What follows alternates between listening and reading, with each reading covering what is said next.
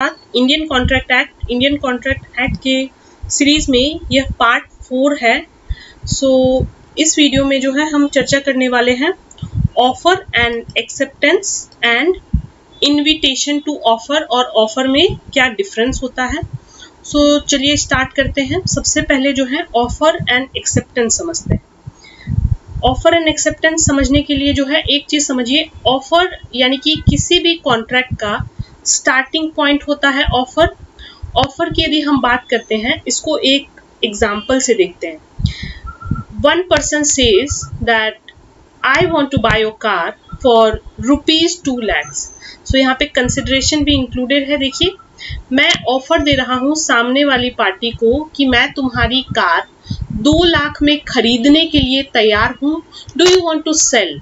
So that is an offer. Offer is given by the offerer और the proposal is, यहाँ पे दे रहा है, ये ऑफरर दे रहा है, इसको ऑफरर भी कहते हैं। सो ऑफरर किसको ऑफर देता है? ऑफरी को ऑफर देता है। ये सब टर्म्स भी आपको ध्यान में रखना है। तो ऑफर की डेफिनेशन क्या होगी? When a person made a proposal, when he signifies to another his willingness to do or to abstain from doing something. देखिए, यहाँ पे हमने जो एग्जाम्पल देखा वह क्या था? हिज विलिंगनेस टू डू का एग्जाम्पल था, पॉजिटिव एग्जाम्पल था। यहाँ पे I want to buy your car for 2 lakh, do you want to sell? Other part of the definition says to abstain from doing something. Abstain from doing something को एक और example से समझ लेते हैं। देखिए, 2 पार्टीज हैं, एक है एक्स, दूसरा है वाई। एक्स के पास, एक्स जो है गरीब था बेचारा, इसने उधार लिए 5,000 रुपए वाई से, ठीक है, और वाई को बोला कि ये 5,000 विथ इंटरेस्ट मैं आपको 6 महीने बाद लौटा दूंगा। 5,000 उधार लिए एक्स ने, 6 महीने बाद लौटा देने के लिए बोला। 6 महीने जो है बीत गए, 6 महीने खत्म हो चुके। अब क्या होता है 6 महीने बाद की कहानी में? 6 महीने बाद वाई आता है, भाई एक्स मेरे 5,000 रुपए लौटा दो। एक्स कहता है मेरे पास तो पैसे ही नहीं है अभी, मैं कैसे लौटा दूं? वाई बोलता है कोई बात नहीं, मैं किसके पास जाऊंगा? मैं जाऊंगा कोर्ट के पास, और कोर्ट में जाकर के जो है तुमसे मेरे 5,000 रुपए वसूल लूंगा। तब देखता हूं तुम मुझे 5,000 रुपए वापस कैसे नहीं देते हो। एक्स डर जाता है। एक्स कहता है एक काम करो, तुम कोर्ट पे मत जाओ, तुम मुझे 6 महीने का मोहलत और दे दो। 6 महीने तो ऑलरेडी बीत गए, प्लस 6 मंथ्स मोर, 6 महीने मुझे और दे दो। मैं तुम्हें 5 प्लस 5 10,000 रुपए दूंगा अगर तुम मुझे 6 महीने का एक्स्ट्रा मोहलत देता हूं। तो वाई क्या कहता है? ठीक है, मैं कोर्ट में नहीं जाऊंगा अगले 6 महीने तक। So this abstinence of not going to court, यानी कि जब हम कार वाला एग्जाम्पल हमने आपके साथ डिस्कस किया था, that was willingness to do something, and when we say abstinence from doing something, so offer यह भी है, वापस जो है एक्स वाई को ऑफर कर रहा है कि तुम कोर्ट में मत जाओ। Abstain from going to court is also clear to you now. So these are the 2 examples we have had a look at understanding offer. So offer को हमने क्या समझा अब तक? When one person signifies to another his willingness to do or to abstain from doing anything with a view of obtaining assent of the other to such an act or abstinence। दूसरे की हामी किसी act के लिए या फिर किसी abstinence के लिए he is said to make a proposal। सो यहाँ पर एक और डेफिनेशन है ऑफर का, चिटी जो कि प्रोमिनेंट जूरिस्ट है उन्होंने दिया है। An expression of willingness to contract made with an intention actual or apparent that is to become binding on the person making it as soon as it is accepted by the person whom it is addressed। देखिए, offer जब किया जाता है, offer का definition में हमने क्या देखा? ऑफर का डेफिनेशन कहता है when one person signifies to another his willingness to do और to abstain from doing something. ये दो पार्ट जो है ऑफर का डेफिनेशन के कॉन्स्टिट्यूएंट्स हैं। और जैसे ही सामने वाला पार्टी एक्सेप्ट कर लेता है ऑफर को, जिसको हमने एड्रेस किया है, यानी कि जो ऑफरी है, जिसको हमने प्रपोजल दिया है, वह एक्सेप्ट कर देता है, ओके मैं तुम्हारी कार जो है, मैं अपनी कार 2 लाख में तुमको बेचने के लिए तैयार हूं। तो the person to whom it is addressed accepts it. Offer once accepted becomes a promise. This we have seen here. Offer proposal दे रहा है, proposal as soon as it is accepted it becomes promise. Promise and set of promises are your agreement, and agreement is once enforceable by law becomes a contract. ये sequence आपको ऐसे ही as it is याद रखना है. This sequence we have discussed in great detail when we were doing essentials of a valid contract. अपने नहीं देखा है तो पिछला जाकर के तीनों वीडियो जरूर देखें, यह पार्ट 4 है. हमने क्या देखा ऑफर के डेफिनेशन में? This definition requires a person, एक पर्सन की जरूरत होती है जिसको हम ऑफर प्रपोजल दे सके. हम खुद को ही नहीं कह सकते हैं कि मैं अपनी कार स्वयं को 2 लाख में बेचने के लिए तैयार हूं, मैं खुद ही खुद को 2 लाख रुपए दे देता हूं, खुद ही खुद को खुद की कार भी दे देता हूं. ऐसा पॉसिबल नहीं है. So it requires a person to whom a certain proposal is made. Second, the parties in the step, one has to be in a position to fully understand all aspects of the proposal. proposal के जितने भी aspects हैं, दोनों party जो भी इस proposal में जो है involved हैं, उनको समझ होनी चाहिए. For example, a person has 2 cars. One is a BMW and another is a Maruti Alto. So when the offerer is saying that I want to buy your car for 2 lakhs, offerer is talking about BMW, while the offeree, जो second party है जिसको offer accept करना है, वो क्या कहता है? मैं अपना ऑल्टो 2 लाख में बेचने के लिए तैयार हूँ. तो दोनों पार्टी को एक मत होना चाहिए, दोनों पार्टी सारे एस्पेक्ट्स ऑफ द प्रपोजल समझ में दोनों पार्टी को आना चाहिए. Next point is signifies his assent thereto. हामी भरना, असेंट मतलब होता है, it means that the person in point 1 accepts or agrees with the proposal after having fully understood it. Person ने भी यही समझा कि वो अपना ऑल्टो 2 लाख में बेच रहा है, सामने वाला ने भी ऑल्टो के लिए ही कोट किया था 2 लाख रुपए.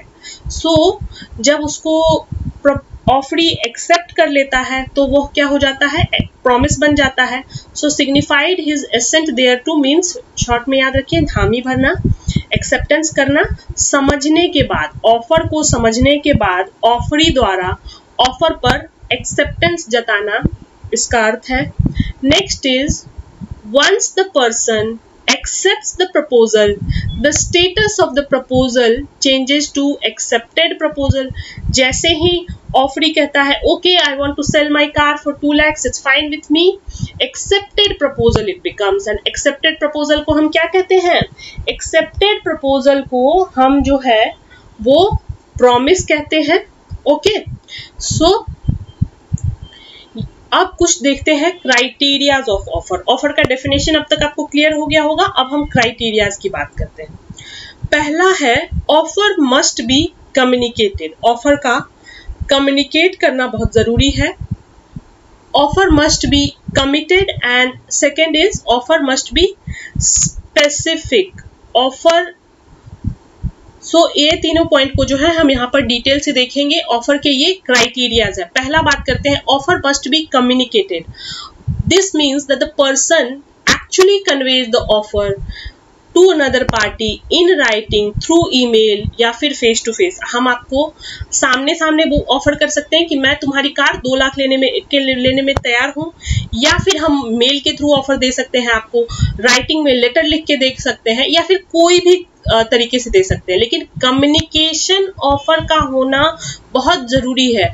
मैं खुद ही अपने मन में कहूँ मैं सोच रहा हूँ तुम्हारी कार मैं 2 लाख में ले लूं क्या, तो ये कोई ऑफर नहीं होगा, क्योंकि ये तो मेरे मन के अंदर की बात है. I am just doing talk with myself. Second is offer must be committed. अब इसका क्या मतलब है? This means that the offerer must intend to be bound by the offer. आपको हम कहते हैं रिलेशनशिप में हम कमिटेड होते हैं, ये वही वाला कमिटमेंट है। जब हम किसी को सामने में ऑफर कर रहे हैं, मतलब हम एक्चुअली मीन कर रहे हैं कि कल को वह बंदा अगर 2 लाख में अपनी गाड़ी देने के लिए मुझे तैयार हो जाए, then I should be committed to buy that car for 2 lakh. कभी कभी क्या होता है, ऑफर हम जोक के रूप में कर देते हैं। एक एग्जांपल है जोक का। एक व्यक्ति कहता है कि मैं जो है कोल्ड वाटर जो है चाहता हूं, अगर अभी मुझे इतनी प्यास लगी है कि मुझे कोई $100 में अगर कोल्ड वाटर दे दे तो मैं ले लूंगा। तो उसकी फ्रेंड क्या कहती है, वह पानी पी रही होती है और उसके बाद जो है वो जोकिंगली कहती है, इसमें से एक सिप पी लो और तुम अब मुझे $100 ओ करते हो। सो ऑफर जोकिंगली नहीं होना चाहिए। ऑफर जब हम किसी को कर रहे हैं तो हम ऑफर के प्रति कमिटेड होने चाहिए। And the last criteria of offer is specific. Offer वेग नहीं होना चाहिए। इसको भी एग्जांपल से देखते हैं। जैसे अगर हम कह रहे हैं I want to buy your iPhone for a reasonable amount, so then it will not be a specific, but here we are specifying I want to buy a phone for $100 is a likely a specific enough example. So offer must be specific का क्या मतलब होता है?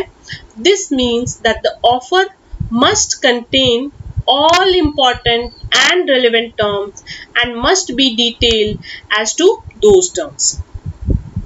Moving on, a valid offer meeting these 3 conditions results in a contract once it is accepted. Offer जब accept हो जाता है और वह enforceable by law हो सकता है, तब वो क्या बन जाता है, कॉन्ट्रैक्ट बन जाता है। अगर आप प्राइस के साथ अग्री नहीं कर सकते हैं तो आप काउंटर ऑफर दे सकते हैं। तो यहाँ पे कई सारे और पॉइंट्स हैं जो ऑफर के टाइप्स में हम आगे आने वाले स्लाइड्स में कवर करने वाले हैं।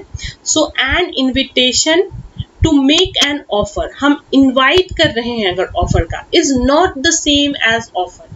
कैसे इसको हम समझेंगे कि ऑफर और इनविटेशन टू ऑफर में अंतर क्या होता है।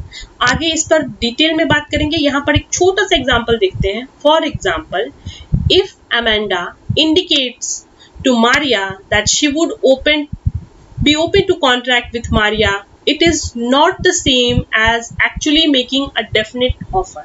सिंपल एग्जाम्पल समझ लिए। हमने अपना कार वाला एग्जाम्पल ही देखते हैं। अगर हम बात करते हैं कि मैं सोच रहा हूं कि तुम्हारी गाड़ी मैं 2 लाख में खरीद लूं, सो ये क्या हो गया, ये आपका ऑफर नहीं हुआ। I am still thinking, I am just indicating कि मैं तुम्हारी कार 2 लाख में खरीद सकता हूं। सो ये क्या बन जाता है, आपकी इनविटेशन टू ऑफर, ना कि offer. So the most important thing to remember about an offer is that it must clearly convey what is being offered, क्या ऑफर किया जा रहा है, and it must express an intent to be bound, यानी कि offer committed होना चाहिए, offer specific होना चाहिए और ऑफर की कम्युनिकेशन जो है जरूरी है। ऑफर का डेफिनेशन हमने देखा, ऑफर के 3 क्राइटेरियाज पे हमने बात की। अब हम क्या देखेंगे, types of offer. Express offer क्या होता है, इम्प्लाइड ऑफर क्या होता है, स्पेसिफिक ऑफर क्या होता है, जनरल ऑफर क्या होता है, क्रॉस ऑफर क्या होता है, काउंटर ऑफर क्या होता है और स्टैंडिंग ऑफर क्या होता है। सबसे पहले जब हम कहते हैं एक्सप्रेस ऑफर, तो यानी कि हम अपना कार वाला एग्जाम्पल की यदि हम बात करें तो हम अगर बोलकर फेस टू फेस या फिर ईमेल के द्वारा, लेटर के द्वारा हम ऑफर कर रहे हैं किसी भी चीज को कि हम तुम्हारी कार 2 लाख में लेने के लिए तैयार हैं। So when offer is given to another person either in writing or in oral, that is express offer, the communication of intention has to be made from the offerer, यानी कि जो ऑफर कर रहा है, to the offeree, जिसको offer किया जा रहा है, जिसकी कार है, इस एग्जाम्पल में clearly. Okay, this is express offer. Next we talk of implied offer. So implied offer को थोड़ा ध्यान से समझिएगा। देखिए, जब हम दूसरे व्यक्ति को ऑफर तो कर रहे हैं लेकिन that offer is neither in writing nor in oral. अब ऐसा कैसा ऑफर हो गया जिसको ना ही हम बोलकर कर रहे हैं और ना ही हम लिख कर रहे हैं, फिर भी वह ऑफर है। कैसे, देखते हैं एग्जाम्पल से। When a person looks at his watch and yawns multiple times as you are talking। मान लीजिए मैं लेक्चर दे रही हूँ, आपको जो है ये वीडियो काफी बोरिंग लग रहा है और आप यॉन करते करते वीडियो देख रहे हो। सो ये क्या इम्प्लाई करता है? बोर्डम को इम्प्लाई करता है। ये देखिए इम्प्लाइड वर्ड का मीनिंग आपको क्लियर हो गया। यहाँ पर आपने कुछ बोला नहीं है, कुछ लिखा नहीं है, कमेंट करके भी नहीं बताया कि वीडियो कितना बोरिंग है, लेकिन आप जो है केवल यहाँ पर यॉन कर रहे हैं। So that boredom is implied here.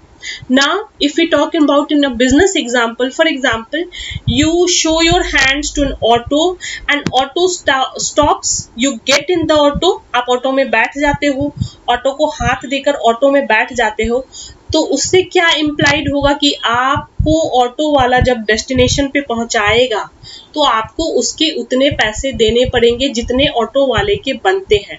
अब यहाँ पर कहीं भी आप ऑटो वाले से बैठने से पहले कॉन्ट्रैक्ट करते हो क्या कि नहीं भैया मुझे इतना जो है हमको इतने पैसे में ही लेके जाना है। For example auto is running on meter, same route है, मिनिमम 18 रुपीज होते हैं, आपको पता है आप इतने किलोमीटर जाओगे, आपको 18 रुपये जो है पे करने हैं, तो आप जो है वह एग्जाम्पल बन जाता है इम्प्लाइड ऑफर का।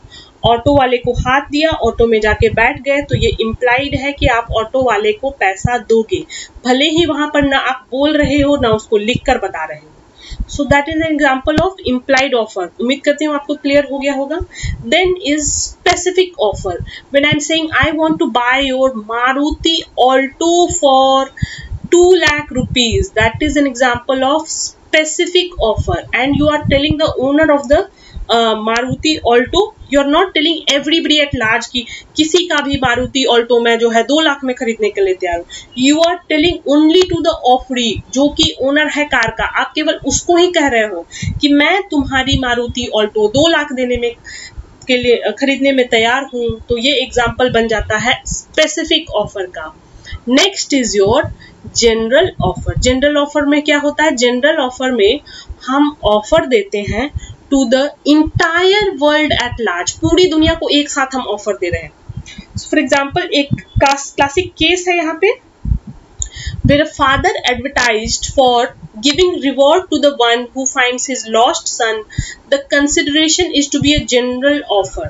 यहाँ पर क्या है, आप एक पिता का बच्चा खो जाता है और वो पूरी दुनिया में कहता है जिस किसी को भी मेरा बच्चा मिल जाता है मैं उसको एक XYZ अमाउंट दूंगा, लेट्स से मैं उसको 1 लाख रुपए का इनाम दूंगा। सो किसी को भी when somebody so found his son, the court asked the father to accordingly pay, क्योंकि इसने जनरल ऑफर दिया था, पूरी दुनिया में से कोई भी उसका बच्चा पिता का लेकर आएगा उसको पिता जो है 1 लाख रुपए देगा। यहाँ पे उसने जो है पूरी दुनिया को जनरल ऑफर दिया था।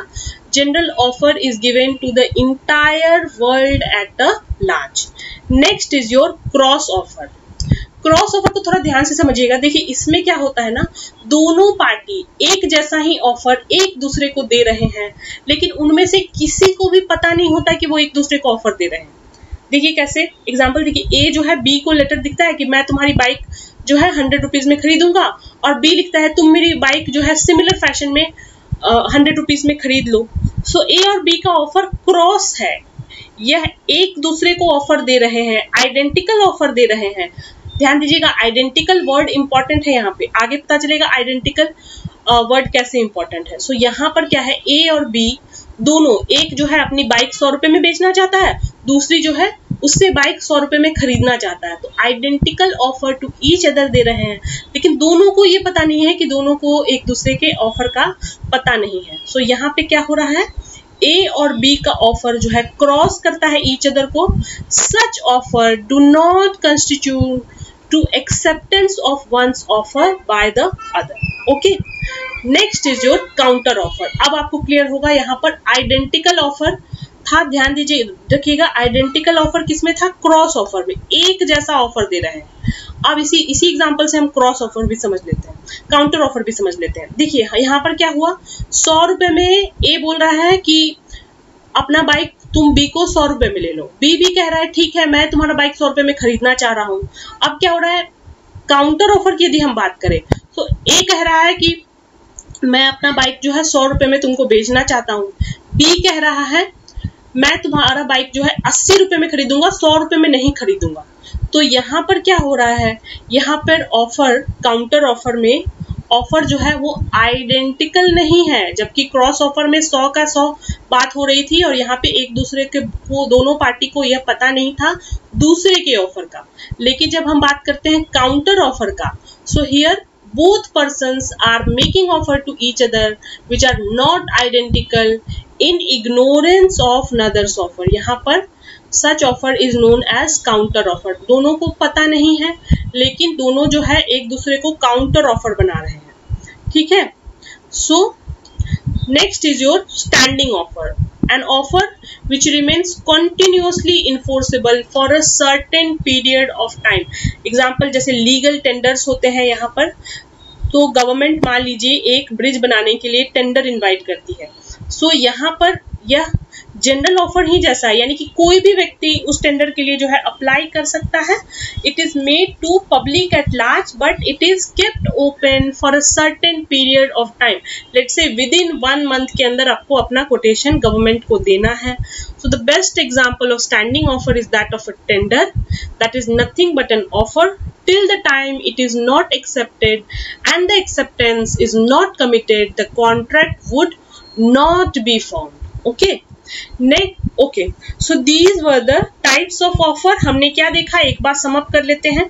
एक्सप्रेस ऑफर, एक्सप्रेस ऑफर में हम जो है या तो बोलकर या तो लिखकर ऑफर देते हैं, मैं तुम्हारी कार 2 लाख में खरीदने के लिए तैयार हूं, क्या तुम मुझे बेचोगे, becomes an example of express offer. Second was implied offer, मैंने ऑटो वाले को हाथ दिया, न बोला न लिख के कॉन्ट्रैक्ट किया, हमने ऑफर कैसे दे दिया, हमने जो है इम्प्लाइड ऑफर दिया। हम ऑटो में बैठे हैं तो हमें पैसा देना है अपने डेस्टिनेशन पे पहुंचकर, that is implied offer. Next is specific offer, जब हम किसी स्पेसिफिक पर्सन को ऑफर कर रहे हैं। जनरल ऑफर, जब हम पूरी दुनिया को एक साथ ऑफर कर रहे हैं। Father says anyone who finds my son I will give him ₹1 lakh. So when the offer is given to entire world at large. Next is cross offer. Cross offer में क्या था, both persons are making identical offers to each other in ignorance of another offer. Counter offer में क्या था, when both persons are making offer to each other which are not identical in ignorance of. So यहाँ पे हम जो है identical offers की बात नहीं करते हैं। काउंटर ऑफर में एक ने 100 बोला, दूसरे ने जो है केवल 80 रुपए पे करना है एक सामान का। यहाँ पर दोनों एक दूसरे को 100 रुपए ऑफर कर रहे हैं, मैं तुम्हारा सामान जो है बाइक 100 रुपए में खरीदूंगा, यह भी कह रहा है मैं तुम्हारा बाइक जो है 100 रुपए में मैं अपना बाइक तुम्हें बेचना चाहता हूँ। So both are but not knowing of each other's offer. and standing offer, standing offer general offer जैसा ही है, लेकिन ये जो है इन्फोर्सेबल केवल एक सर्टेन पीरियड ऑफ टाइम तक ही होता है। तो ये थे टाइप्स ऑफ ऑफर। अब कुछ रूल्स हैं ऑफर के। Legal rules for offer, couple of classical case है यहाँ पे। केस तो हम नहीं यहाँ पर डिस्कस कर रहे हैं आपके साथ डिटेल में, केवल we are looking at the legal rules for offer. So offer must be given with an intention to create legal relationship. हमने जब ऑफर की क्राइटेरिया देखा था तो हमने देखा था offer must be committed, offer must be definite. There is a clear difference between offer, invitation to offer and invitation to sale. This we will talk in a couple of minutes later. Hold on. Offer must be communicated. Mere statement of price is not an offer. Okay. So let's recall this chronology. First is offer. Offer definition we had a look at. Offer once become accepted, offer is accepted by the offeree, then it becomes a promise. Promise and set of promises becomes your agreement, and once agreement is enforceable by law, it becomes a contract. This again and again I'm repeating it because it's a very important chronology. You have to remember to understand the basics of the Indian Contract Act. Now we will talk about invitation. So invitation क्या है, इसको हम example से समझते हैं। पहले example देखते हैं, फिर बाद में meaning देखेंगे। The goods lying in the showcase of a shop, or the price of the bus ticket printed on its window, all are invitation to contract, not offer per se. So the simplest reason, यह अगर goods जो है वो shop के showcase में लाई कर रहे हैं तो यहाँ पर हमारा इंटेंशन ये नहीं होता है कि हम उस गुड्स को खरीदेंगे। हम जो गुड्स डिस्प्ले में है वह केवल हमें इनवाइट कर रहे हैं। बाजार का जो आकर्षण है वह केवल आपको लुभा रहा है, आओ आओ। हमने कई बार सेल्समैन से ये वर्ड सुने हैं, ट्रेन्स में सुने हैं, पब्लिक प्लेसेस पे सुने हैं, देखने का पैसा नहीं है, देखने का पैसा नहीं है। तो देखना क्या है, केवल एक इन्विटेशन है। अब देखते हैं मीनिंग की बात करते हैं। As the word suggests that this is not seen as offer, this is mere invitation. It acts as a mere facilitator, लोगों को लुभाने के लिए, in letting the party come to the spot of the contract formation. एक बार जाल में पहले फंस तो जाए। तो एग्जाम्पल क्या हो जाएगा, आपके एडवर्टीजमेंट्स, आपके डिस्प्लेज, ये सारे कैसे एग्जाम्पल्स हैं, invitation to offer, not the offer per se. Okay, so examples आप रीड कर लेना। Now we move to acceptance. Acceptance क्या होता है, तो अगर हम डेफिनेशन की बात करें, if you remember the chronology, so here it goes, once offeror is offering something and then it is accepted by the other party, that is what acceptance is. So it is the second stage of the agreement after the offer. In this stage, when one person makes the offer to another person, the other person, if he desires to accept the offer of the other party, he will accept it. एक व्यक्ति क्या कहता है, मैं तुम्हारी car 2 lakh में खरीदने के लिए तैयार हूँ, क्या तुम उसको बेचोगे?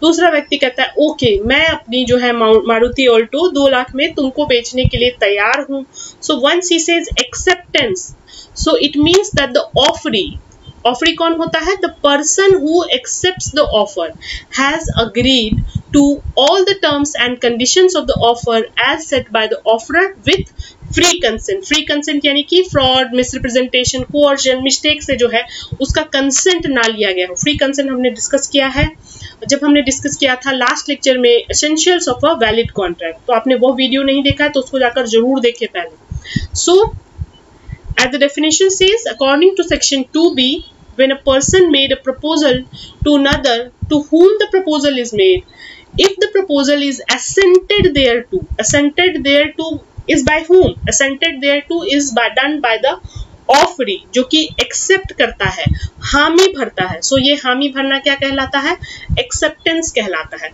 सो यही था टर्म्स। एक बार जो है हम देख लेते हैं, वापस सम अप कर लेते हैं। हमने इस पूरे वीडियो में डिस्कस किया आपके साथ। सबसे पहले हमने ऑफर का मीनिंग देखा, इसके बाद जो है हमने टाइप्स ऑफ ऑफर की बात की, इसके बाद जो है हमने इनविटेशन ऑफ ऑफर का जो है एग्जांपल्स देखा, एक्सेप्टेंस का भी जो है हमने डेफिनेशन देखा, एक्सेप्टेंस का मीनिंग समझा। कोई भी डाउट के लिए कमेंट बॉक्स के माध्यम से में रीच आउट कर सकते हैं। आप चाहते हैं हम किसी पर्टिकुलर वीडियो को आपके साथ डिस्कस करें, किसी particular topic under Indian contract act, तो हमें कमेंट करके जरूर बताएं। सो फिलहाल इस वीडियो में केवल इतना ही। चैनल को सब्सक्राइब नहीं किया है तो सब्सक्राइब जरूर कर लें। That's all, thank you.